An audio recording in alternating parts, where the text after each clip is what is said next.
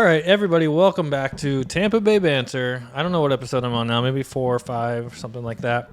But thank you guys for tuning in. Today I've got a very special guest. 18 years in the real estate business now? 19. Oh my goodness, 19 years in the real estate business. My very dear friend Michael Pino, thank you for joining me. Thank you, Austin, for inviting me. Yes, of course. He's with England Volker St. Pete Beach. Today we're going to talk a bit about the real estate market here in Tampa Bay. What's going on with that? I think that's an interesting topic. Everybody wants to know what's going on. Yeah. The first thing I just want to ask you, though, because obviously in the last, since October, we had 2 devastating hurricanes come through the Tampa Bay area, messing up a lot of homes, a lot of craziness going on. A very hectic time around here. How has the market reacted to that? What changes have you seen since October? Well, the luxury market is still moving forward. We have a lot of people who could withstand storms, who are moving in and helping the people who cannot. So there are people who kind of lost their homes and have to move on. They can't afford to rebuild. There's a huge permitting process going on with any type of remediation. Yeah. So there are people coming in and offering market value for the land value.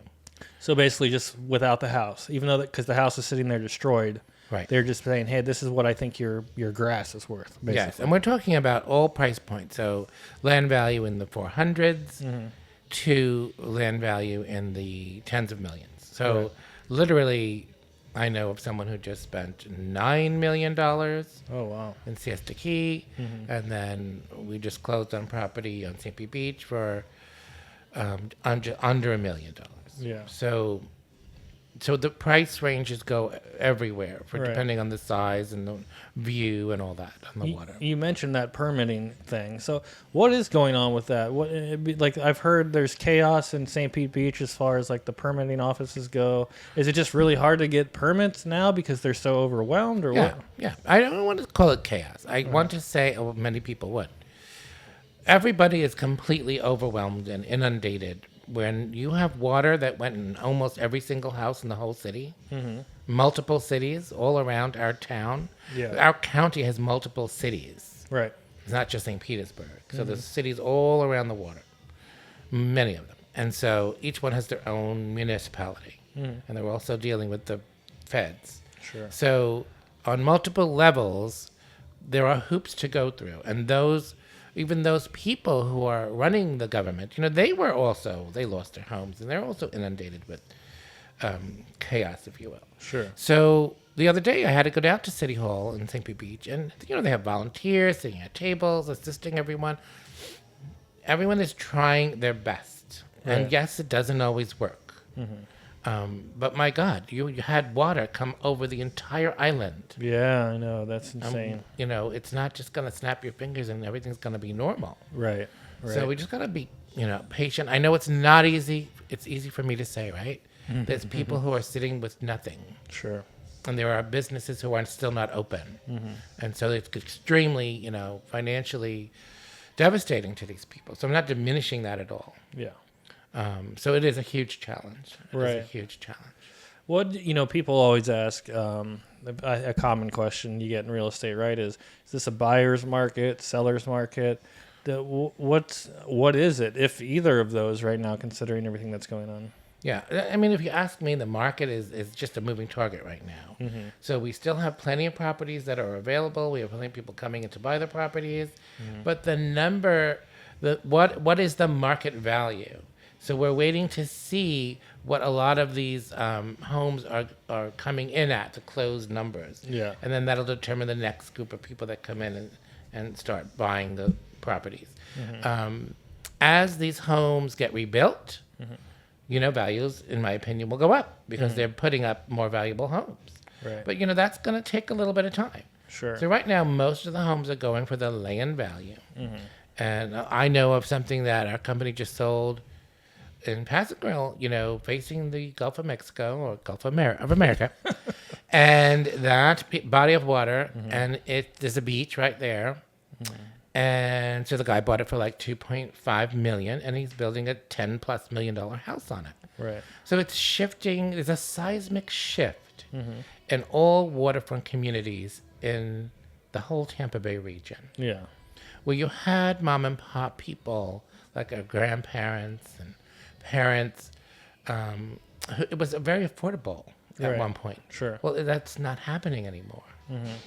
And so, and just to be clear, when you say the homes are going for land value, you're strictly just talking about homes that were water damaged. Right? Water damage, and then, let's just say you have a house that's, on the ground. It's not elevated. Right. Well, what's the value of that house, even if it wasn't affected?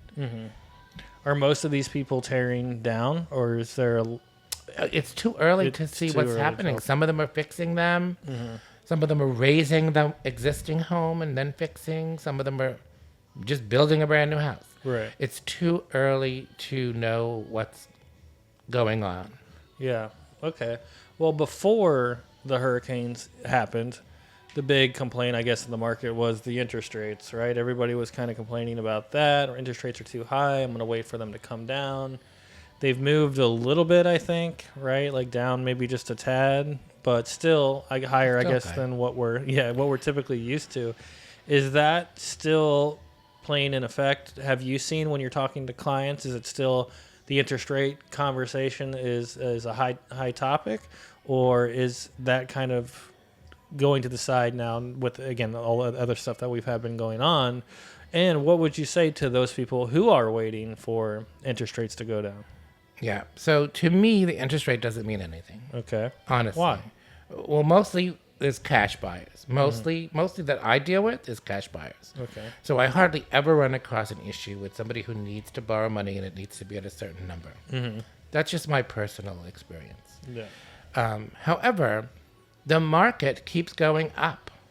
So who cares what the interest rate is at this point? It just keeps going up. If you wait, the properties get further and further out of your reach. Sure. So just buy it now Yeah. if you can afford to do it.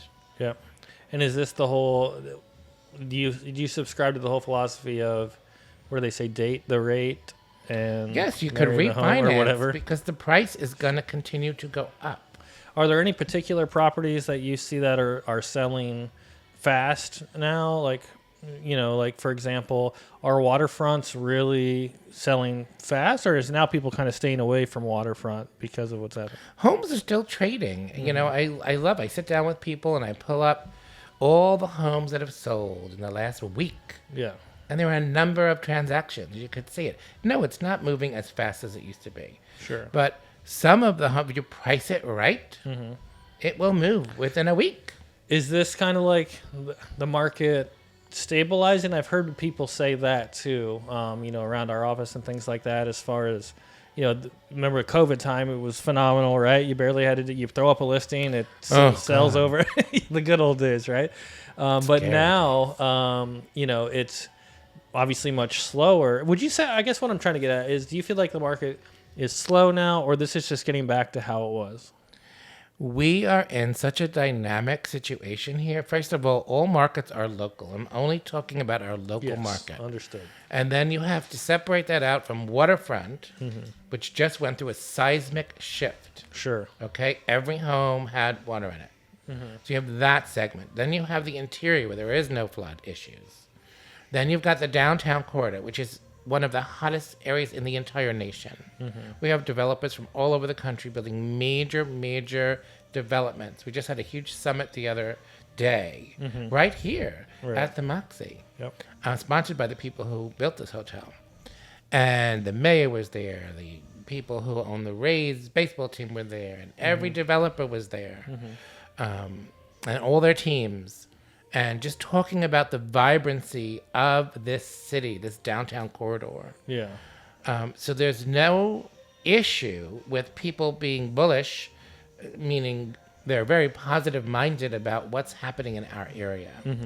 And that will reverberate out to all of the residential homes, because what they're building down here, the businesses that are coming in, Yeah. they have employees and families and of every price point. Yeah. So it's when you say stabilize, we're in such a dynamic situation right now. It's just going on an upward trend. It's not going up ridiculously. It's moving up a smaller percentage Sure. per year, like a normal percentage. And again, it's separating out the waterfront. The waterfront is still kind of an unknown. Right. You know, we're waiting to see what gets built, how fast things get built, how fast things come back online. But it appears to what I see is that things are trading. Right. Things are moving. And people are still moving here. That's for sure. Right. It doesn't stop. The population growth has been pretty insane ever since COVID, and still hasn't really slowed down much. Yes. What do you think is causing that demand or that growth? It's funny you say that. Just this morning, we did a waterfront tour of several new construction homes. So Yeah. there's no shortage of gorgeous, very expensive waterfront new construction. And that's what we toured today. And we're going over the bridge to Tierra Verde, and you look out over these azure blue waters and the balmy breeze, and it's stunning. And you see the beaches and the Don Cesar, which is still being renovated from the floods. It's crazy. And we look and we see all of these homes that we're looking at were all flooded. Yeah. Every one of them. Yeah. And yet, we're in our cars and we're looking out and we're like, this is why people are moving it. They're all fixing those homes. Yeah. They're either, like I talked to you, they're going to raise the home, raise it up, tear it down and build a new one, or some of them are just fixing them right on the ground. Yeah. And why? Because of the dynamic community that we have here. Because of we're like, and I like to say we're like a New York South. Sure. In a very positive way. I'm a New Yorker, and I love New York. Yeah. And so I don't feel like I'm missing a beat here. Yeah. So the culture we have here, the artists that we have here, the park system that we have here, the vibrant businesses we have here, the vibrant foodie scene we have here. We've been given multiple awards by national magazines, national groups, stating that we're like the number one foodie scene in the nation right now. Wow. So, and you know that because you review all these I love it. places. Yeah. So there's a lot going on here. The beaches are still here. The beaches, I just had friends from Philadelphia come down. They love coming here. Right. They love the beaches. So the homes are going to get fixed, and the vibrancy just keeps growing and growing and growing here. Yeah. Your question was, why are people here? That's why. Yeah. No, I get that. So you mentioned too that that event you had here the other day, was a commercial summit. Is that what you said? It was a commercial, downtown commercial summit. Downtown St. Pete Commercial Summit. And there's a lot of things being built around here, and you just mentioned things like the parks and all the great, venues and things we have here in St. Pete and Tampa. What do you think are some of the major developments that are happening here, and changes to our infrastructure here that are going to really affect residential home values? Maybe in certain areas. So I guess I know one example off the bat would be like the new Ray Stadium everybody's talking about. Again, I'm not really even sure where that is. It keeps getting denied, approved, and going back and forth. They're going to work it out. But obviously, I think that would make a pretty big impact on the homes around that area, right? Are there other things like that maybe came up in that summit, or things that are maybe changing down here in downtown St. Pete or Tampa that people should be on the eye for, that really might increase their home value or be like a new hot spot to live because something's happening? It doesn't take rocket science. It just Am I asking stupid questions here? I mean, I don't know. Not at all.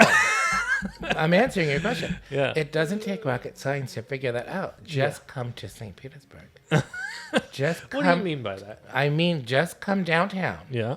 and walk along Central Avenue Uh-huh. and take a look. Yeah. Look at the people. Talk to the people. Interview them. Where are you from? What are you doing here? You will meet people from all over the world. Sure. You will meet every age group. You will meet people from all backgrounds, from high tech to bohemian artists. Sure. You will meet every kind of person here, and they love it here. Yes, it's getting more expensive, but that's why. Because everyone wants to be here. Right. And so that is happening. You say, why? What is going to affect their home values? When you look at what's happening at the center of the core of downtown, that reverberates out to the rest of the county. Yeah. I like to do that. It makes it easier on me. Are there any maybe neighborhoods that you would say get in now that, say, if I'm thinking two more, because I know you deal with a lot of luxury, but I'm thinking right now for maybe more like the first time home buyer, or maybe somebody more on a budget of, say, three to maybe 500,000.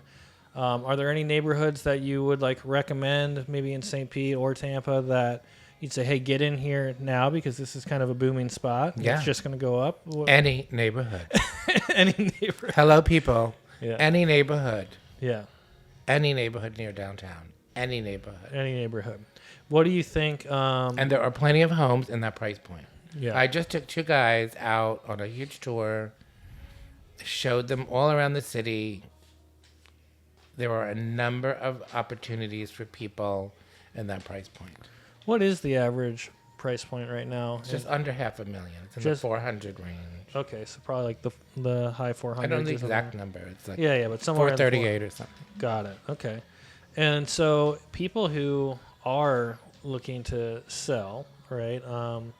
Maybe they just want to move to a better spot within the city, or maybe they're downsizing, whatever. What can they do to kind of maximize their opportunity to get the best they can for their house?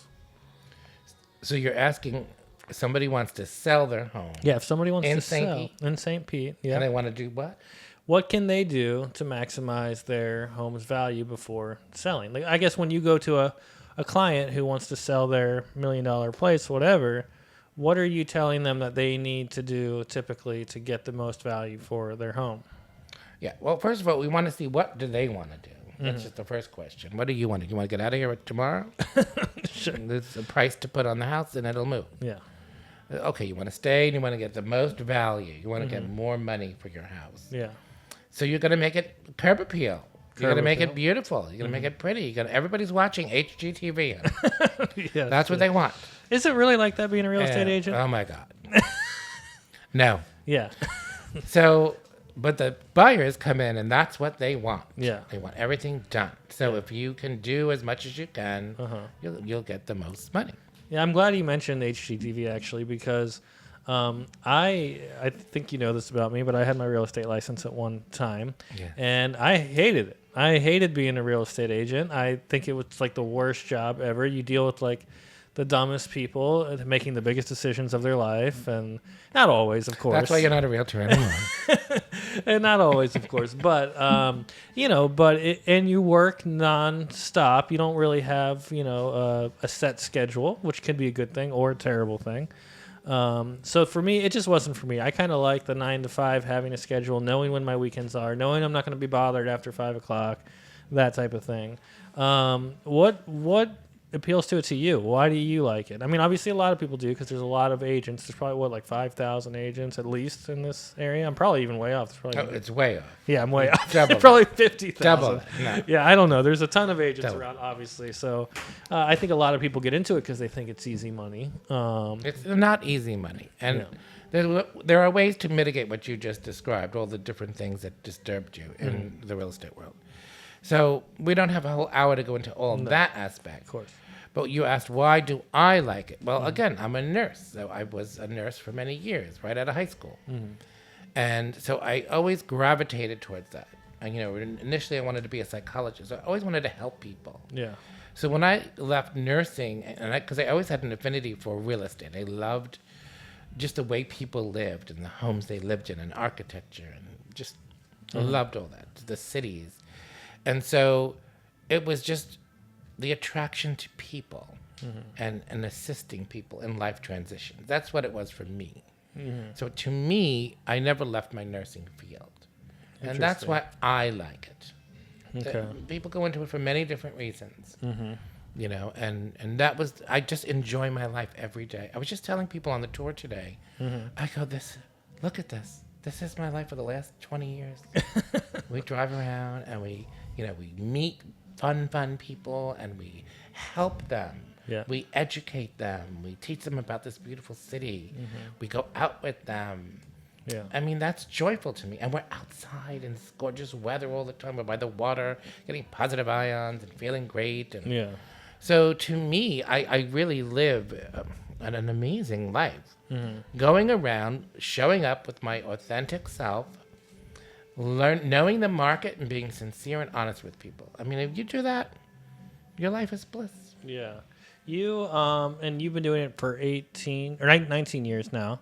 2008. Did you originally when I got into start? You originally started your real estate career in Florida, correct? Well, actually, funny enough, in New York, there was a brief moment when I was still a wild child, before I got sober, when I did sell real estate for like 7 months. And I was really good at it. Okay. But I wasn't sober. And you hand me a check for a couple $1,000, and I didn't show up for a little bit. So the good Lord said, no more for you. Yeah. Okay. And then I got sober, and then I became a nurse, and it was a different story. Oh, okay. Well, but you were a nurse and you weren't sober yet, though, right? Initially. Okay. Yeah. Shortly after that, you became I sober. graduated from nursing school in 1991. I got sober in 1993. Wow. Good for you. So I always worked in the nursing field Uh-huh. as a nurse's aide, going to school to be a psychologist, a psychiatric attendant, Yeah. the whole life Yeah. involved in healthcare. Yeah. And then I got my RN, graduated in 91, Yeah. and again got sober in 93. Got it. Okay. Well, let's go ahead and we can start wrapping it up. But I wanted to just ask you one more time. I guess maybe some advice you'd give to people who are currently looking in the market. I guess the first thing they would do is contact you. Would be some good advice, right? Yeah. 727-412-5352. Awesome. Well, thank you for coming on. And people who don't know, Michael and I are doing another podcast. Which I thought we would just do. I morphed right into my old podcast, so I apologize. Yeah, we kind of went off the real estate topic there for a second, but that's okay. You can check out more of Michael's story at his Substack, which is Substack.com, Michael Pino, and the number 2, no spaces. yes, and we actually put the episodes of his podcast up there, which is Living Your True Self. So check that out too. And again, thank you guys for tuning in. We'll have another episode next week, so we'll see you next time. Bye. Thank you, Austin. Yep.